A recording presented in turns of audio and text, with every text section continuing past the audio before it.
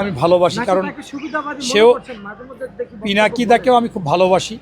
সে আওয়ামী বা জুলাই আন্দোলনে, আপনার আওয়ামী বিরোধী আন্দোলনে ভালো ভূমিকা নিয়েছে, মানুষকে উজ্জীবিত করেছে।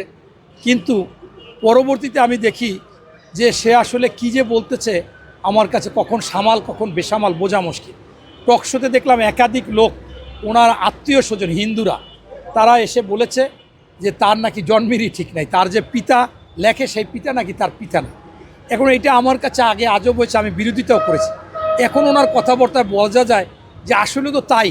আমি দেখলাম যে গণজাগরণ মঞ্চের সময় সে স্পষ্টভাবে এই রাজাকার বিরোধী, যুদ্ধ অপরাধী বিরোধী, মানবাধিকার লঙ্ঘন করেছে তাদের বিপক্ষে গিয়েছে। ৭১-এর টকশোতে গিয়ে জামাতের ১৪ গোষ্ঠী উদ্ধার করেছে এবং বলতো যে সাও যেগুলো আছে অসভ্য সেইগুলো শিবির, আর বুড়া অসভ্যগুলো হচ্ছে জামাত করে। এইটা উনি টকশোতে বলেছে, বিভিন্ন সময় বলেছে। এখন আবার সেই জামাত হচ্ছে ওনার মেইন ভালো লোক, অন্যরা খারাপ। তার মানে হচ্ছে যে এর আসলে কোনো তাল ঠিক নাই। তাই স্পষ্টভাবে আজকে এই বাংলাদেশে অস্থিরতার জন্য এই পিনাকি, এই জ্যাকব এবং এই ইলিয়াস সাহেব, এরা কেন যেন পরিকল্পিতভাবে হতে পারে, অথবা তাদের পপুলার করার জন্য, তাদের পেজ ভ্যালু বাড়াবার জন্য হতে পারে।